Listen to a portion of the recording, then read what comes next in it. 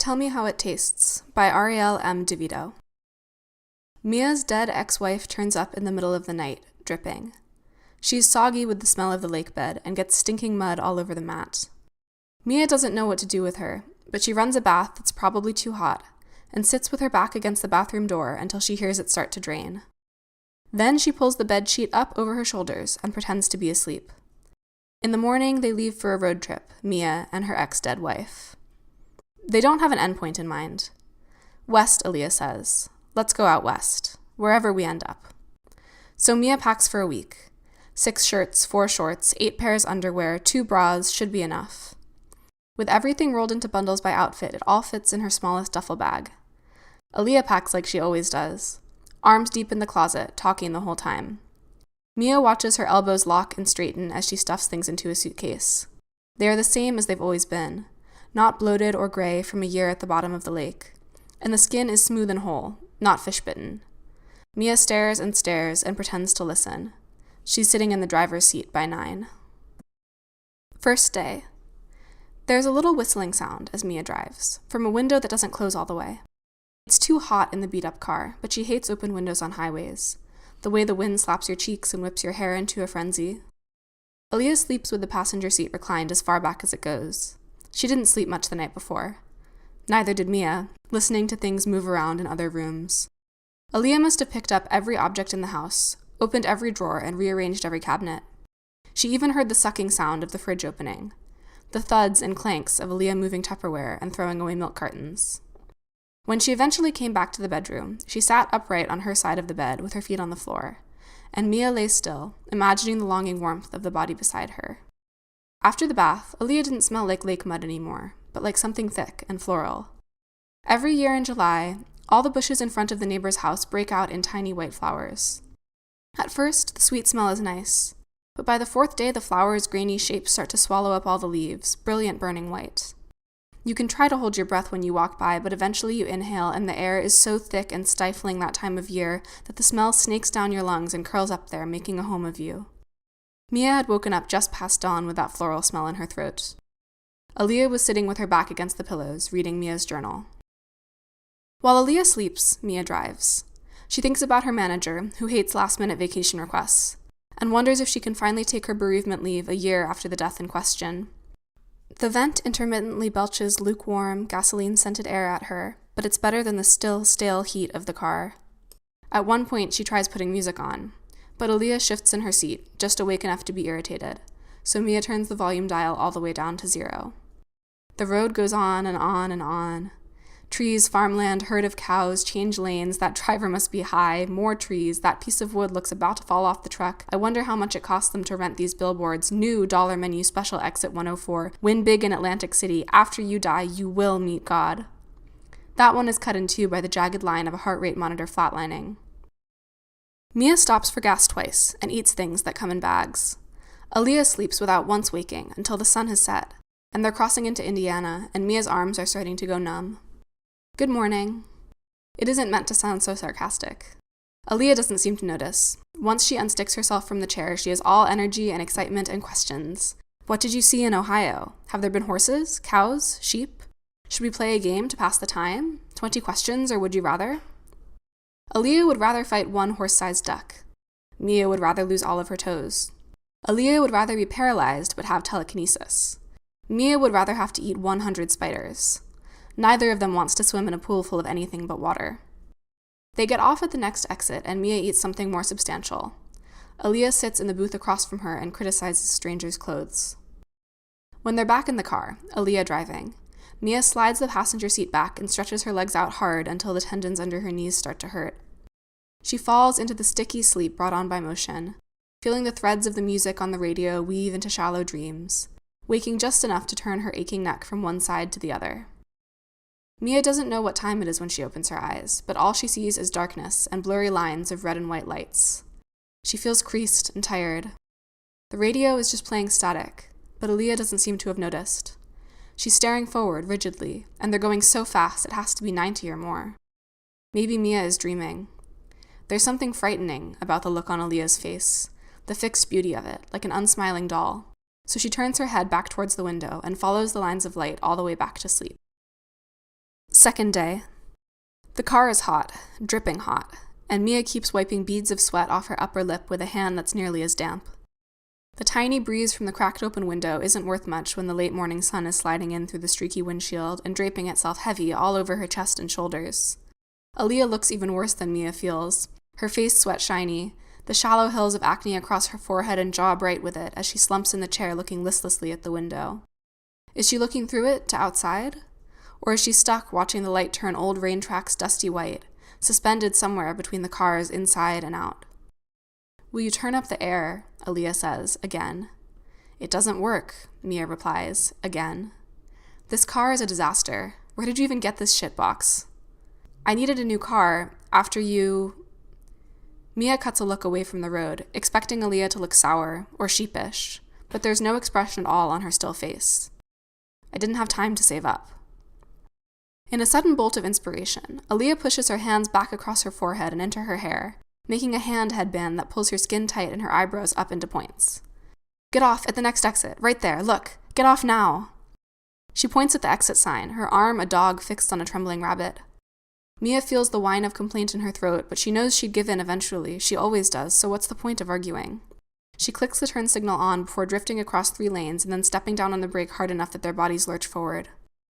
"Where do you want to go?" "Somewhere air-conditioned." There's a Target in the nearest shopping center, and Mia follows the signs, red concentric circles like the back end of a bullet. They walk through the clean white endless aisles and revel in the tickle of sweat evaporating off their skin. Mia runs her hands over her round forearms just to feel the caterpillar fuzz and make the skin pucker into delicious goosebumps. Aaliyah walks ahead, setting the pace. She moves like a dancer, the deliberate sway of hip and shoulder, the cant of her head, chin up always, like she's showing off the curve of her neck. Maybe she is. Maybe somebody told her once that she has a lovely long neck, and ever since she's walked around everywhere like a princess, with her chin tilted up so she has to look at people down the flat line of her nose bridge. Mia follows, leaving a little distance between them, dancing her fingertips across the edge of the shelves. She picks things up and puts them back. Sunblock, shampoo, pink glittery children's toothpaste, as if she were a person here shopping for something. In the produce aisle, they eat berries without paying for them. Mia is full of paranoia and affected nonchalance, and the sweet bright burst of raspberries in her mouth is lost to the taste of her own fear. Aaliyah laughs her chiming laugh that makes Mia swallow a smile and downs most of the carton. Almost as soon as they're eaten, her face twists up and she runs for the bathroom. Mia wonders about her ex-wife's dead stomach. After it sat unfed for a year, learning things about rotting, the hungry fish, and the curious little crabs, and all the 100,000 different types of bacteria that make it a business to take things apart. No wonder it's unhappy about the raspberries. Mia knows well the shape of Aaliyah throwing up into the toilet, the hunched back, the wide-open mouth, and the blur of her face, the shuddering. Mia's hands, of course, on the sticky skin of her wife's arm, pushed into the curls at the back of her neck, her own drunken discomfort compressed into the shape of a pill and swallowed. In the aisle where Mia waits for the bathroom door to swing open again, the summer wreaths are stacked deep, the holes in the middle of each one merging into a single, deep, empty space that she can reach her arm into up to the elbow to press the cold, perforated metal behind them against her palm. The sunflower wreaths are made from perfect plastic leaves and perfect plastic petals, and perfect plastic brushes bristling with gummy yellow tips in the center. Sunflowers were Aaliyah's favorites.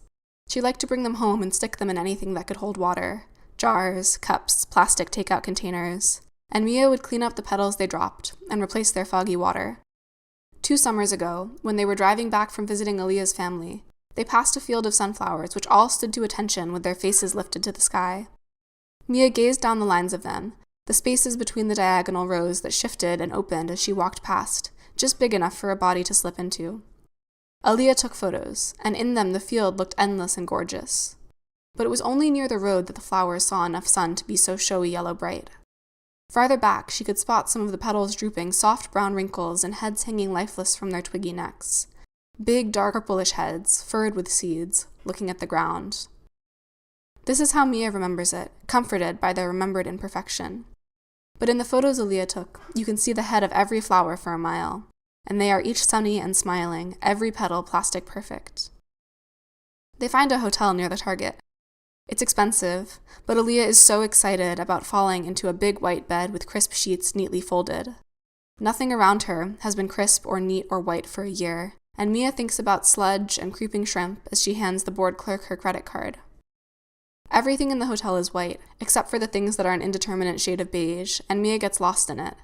The weight of all that brightness presses her chest down into the too soft bed. She searches for breaks in the light, for shadows or holes, but the only thing that moves in the room is Aaliyah as she throws herself into the hungry duvet. She's hard not to look at, magnetic, sinuous even as she wiggles under the blanket to relish in its comfort. Third day. They leave late.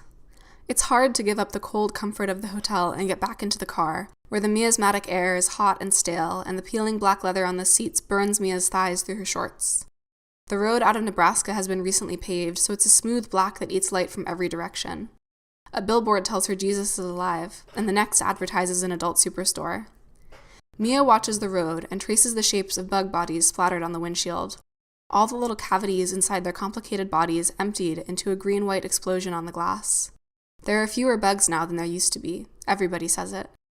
Aaliyah talks. Do you remember, in college, when we climbed up onto the roof of the chem wing just so we could have a quiet place to ourselves? Mia smiles, a soft, involuntary smile. It was so cold, she says. It was almost 3 a.m. I still can't believe you talked me into that. She remembers mostly the fear, first of the height, and then once they were up there, that someone would spot them and they'd get in trouble. And she remembers the way she shivered, a little performatively, because she knew it would make Aaliyah, who never got cold, take off her jacket and put it around Mia and pull her close. Well, your roommate was impossible, and my quad was out of the question. Another bug finds the end of its life on the windshield. It has a lot of insides for something so tiny. Mia thinks about the moment of impact, hard exoskeleton telescoping into itself and all that soft stuff with nowhere to go. Does it feel the body giving way, or is it already insensate, its mind, such as it is, giving it the small mercy of ending things before that end becomes tangible? It was true that Mia's college roommate had been impossible, had banned all visitors even during the day, and at the worst of it had kept tabs on Mia's comings and goings in a chart taped to the wall. Shivering on the fire escape, she had turned her head into the warmth of Aaliyah's body and felt grateful and frightened and alight. Now, squinting into the sun, she wonders whether Aaliyah had liked the threat of getting caught. If she would have loved to be known for getting into trouble for fucking on the fire escape. And of course Mia would have been a part of it too, stuck onto the end of the story. Of course that would happen to Aaliyah and Mia. That's how people talked about them in college. Aaliyah and Mia, all one word, her own name suffixed on. And all the people she knew watched them with wide eyes and mouths open already to tell the story to somebody else. You'll never guess where Aaliyah and Mia were last weekend. Did you hear what Aaliyah and Mia saw yesterday? That's how people knew her. The glare of the light on the windshield turns each of the bug stains bright white, filling up the space between them with dust so that Mia can barely make out the cars on the road. She flips on the wipers, and they smear the mess all around the windshield until it's spread thin enough to see through. She drives and drives. Aaliyah is making big sad eyes and asking can't they please stop somewhere. It's not fair how Mia's gaze catches on that face, one she hasn't seen since their early years. If we keep stopping, we'll never get anywhere. And all these hotels are expensive. Where are we really going? Are we actually trying to get to the West Coast, Lee? The nickname is reflexive, carried on the surface of her question like a tick. I'm tired, Aaliyah replies. I want to lie down, and it's so hot. We can both have a rest. Don't you want a rest? This shouldn't make Mia's heart ache and her fingers tense closed and open on the wheel, but it does. You could try driving for a while if you want me to rest. But Mia is already looking for exits, and Aaliyah must see the concession in her expression, because she just sits back and tilts her head up and towards the window, so that the glare of the sun obscures her face, and all Mia can see is the line of her throat chasing the side of her chin. In the Burger King, Aaliyah revives. She doesn't order anything, but watches Mia eat with unexpected ferocity. Tell me about how that tastes. Mia sucks another blob of milkshake through her straw. It's sweet. Cold? Yeah, cold and sweet. Do you want some? No. Aaliyah pushes herself up from the table, both hands flat with her fingers spread out wide, and paces around the restaurant, eyeing the other customers. She fixes on their mouths, the ceaseless up and down of jaws, the stretching of lips away from the face as people take bites of their food. None of them take much notice of her, but Mia watches Aaliyah's deliberate steps, her figure and knife slicing between the plastic wood tables, sharp against the thin veneer of brick on the walls. And there it is again, at last, the old thrill that seeps through Mia's nervous system when she's near Aaliyah. The excitement of her, the knowledge that anything could happen next, that it's all finally out of Mia's hands, that she can sit back and let Aaliyah happen. She has to bite the inside of her cheek hard to stop the smile that she doesn't want to overtake her. Mia finishes her milkshake fast. It's that artificial strawberry flavor that's too sweet, and it makes her nauseous, but she doesn't like to leave things unfinished. They end up in a motel, in the only room left, and the air conditioning is broken. It's still mid-afternoon, and the filmy white curtains aren't doing much to keep the sun out. Aaliyah takes her pants off and falls asleep on top of the sheets, her legs long and loose on the bed. Mia turns the TV on and clicks through channels, slipping into the torpor of underwater thinking. She watches people demolishing houses, pulling down chunks of drywall and crashing sledgehammers into tile, talking about how much better it will all be when they're done. When Aaliyah wakes up, it's dark, and Mia's eyes are sore. The 1,000 colors of light coming from the screen are pale on her face, corners of the room thick with shadows. Aaliyah rolls and stretches and hums loudly, and when Mia doesn't say anything, she arches and presses up against Mia's side like a cat. Morning. It's night. Mia presses the mute button and puts the remote carefully on the corner of the nightstand. The tiny people dance through their houses in silence. Well, I just woke up, so that makes it morning. Aaliyah pushes herself up on her elbows and pulls Mia's head down to hers and kisses her. She's sleep-sticky, but her mouth is strawberry sweet. Mia can taste her breath, and it's a snake in her throat, filling her lungs and stifling her. She turns her head to the side, gasping for air, and Aaliyah's mouth is on her neck, sending sparks down her body. She's tired, and her eyes hurt, and it's too hot for this, but Aaliyah's kisses are insistent enough to press the back of her skull hard against the headboard, and it seems like more work anyway to push her off, and it's too hot to do anything else either. So Mia slides down the bed until she's on her back and lets her hand crawl up her dead wife's side. Aaliyah's body is almost violent in its desires. The slamming of her hips, the slick pressure around Mia's fingers, the hand she has placed on Mia's chest for balance, twisting her t-shirt tight enough that the seams pull tight into the back of her neck and her armpits. But Mia doesn't notice these things. Her wife's body moves over hers, and she stares at the sweat that makes her collarbones gleam from 1,000,000 miles away. There is a dullness settling its weight back over her body, and she wants it to scare her, but all she feels is dull, and still, and solid. And as Aaliyah shudders on top of her, dripping sweat onto her shorts, everything that throbs and beats inside of Mia, her heart and her stomach and her lungs, all melt like candy in the sun, and leave her hollow and sticky inside. After Aaliyah rolls off her, breathing heavily, Mia washes her hands in the bathroom. She retches over the sink, but all that comes out is a dribble of pink milkshake. She lies naked on the dirty tile floor and tries to figure out what to do, but all she can see is the hollow afterimage of Aaliyah burned into her retinas. 4th day. Mia wakes up groggy, sleep trying to lift her back up into its embrace. Aaliyah is a still weight in the bed, stretched out naked with the covers scrunched near her feet. Quiet as a spider, Mia tiptoes to the bathroom to wash her face. She stares at her eyes in the mirror until they start to look like someone else's, and they frighten her. The intensity of the gaze, the deep shadows underneath them. On the bed, Aaliyah looks so much like she has 1,000 mornings before that Mia almost crawls back in next to her. How many times has that soft face made her smile, eased her back to sleep in the late hours, kissed her awake? She puts one hand into her mouth and bites, hard, and it makes her feel stupid, but the sharpness is good. She hasn't packed properly, but she grabs what she can. Half-filled duffel bag, keys, wallet, phone. The last time she ended things, Aaliyah had blown up her phone for weeks, an endless stream of calls even after Mia had blocked her number. It hadn't let up until, well. The tiny wheels of the duffel bag drag across the parking lot instead of rolling, building up mountains of gravel in front of them. Mia's heart is beating fast, despite the heat. She's feeling keyed up and sweaty, her shoulder blades tight, her hands twisting the keys back and forth from one grip to another. Nobody is looking at her. She almost runs to the car, shoves the bag into the passenger seat where it slumps like a corpse. Tearing out of the parking lot and onto the other side of the highway, she heads east, toward the thin morning sun, toward home. She realizes how badly she's speeding when she keeps passing cars on her left. Deep breaths to force the heart to slow, to loosen her grip on the steering wheel, to ease up on the gas. It's hotter still than yesterday, and her fingers are sweaty, her thighs fusing with the seat underneath her. Every time she blinks, she expects darkness, but instead she sees orange, like staring into a light. The phone starts buzzing in her pocket, and it spikes her back into panic. It could be anyone calling, but she knows it isn't, and she's suddenly so aware that her skin is prickling all over. Mia slams her hand into the hazard light button and pulls over on the shoulder of the highway. She picks up the phone with her eyes carefully closed. Outside the car, the air is somehow more oppressive, heavy with humidity. The gravel under her feet gives way to a steep hill just past the guardrail, with gray, stagnant water pooled at the bottom of it. She leans back from the rail, listening to the roar of cars blazing past her. She is surprised to find that she likes how the endless sound of them fills up her head.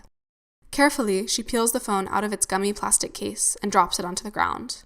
The screen shatters, but it still lights up to show 3 calls from an unknown number. She picks it up again and throws it, as hard as she can, straight down, too short a distance. There's some kind of sound welling up in her, and she lets it crescendo while the cars scream past her until she is screaming too, wordless and hoarse, while she grinds little bits of glass under her feet and stomps on them like a child. Even with chunks of screen gaping like missing teeth, Mia can hear her phone start to vibrate. She draws her arm back and hurls it into the water, and she can't hear the splash, but she can see it, the water dancing up and away from the intrusion before accepting it. Mia is light as she steps back into the car, floaty like she's walking on the moon. In the car, she turns on the radio and the air, even though it's hot air, and she drives without thinking about it because it's easy. It's all part of her, the car and the road and the 100 other cars on the road, and she slides through them all with the ease of breathing. When she ended things with Aaliyah for the last time, she couldn't bring herself to turn off call notifications, and so instead she just got used to the sound of buzzing, and it followed her around like a persistent bee for a week. She never picked up, though, so it was a surprise when she came home from an evening shift to find Aaliyah, drunk and angry and soaked in the summer storm, trying to open the front door with the wrong key. It was just instinct, Mia told herself, to put the palms of her hands on either of Aaliyah's arms and hold her still until she calmed. They fought about everything all over again, the quickening rain drowning their words, Mia's umbrella forgotten, the drops streaming down her forehead and into her eyes. But she didn't cry from the sting of it, and she didn't cry from the way it hurt to see Aaliyah like this, her clothes and hair clinging in a way that made her look small, her makeup washed half away. She didn't let her in either, and get her dry clothes and make her a mug of hot water and say it would all be okay. When they had exhausted themselves with shouting, all that was left was Mia saying the same words again and again. I don't want. I don't want. I don't want. The water running down Mia's forehead now is salt sweat, and she pushes it around her face with the back of a hand. The traffic is cleared up, and the trees outside the window are unchanging, and the lane lines ahead are unchanging, and the air is unchanging, and everything in the world is still, except for her, a slingshot down the black line of road, gathering speed. Big green signs tell her where she is. Stay on I-80 and she'll be home in a few days.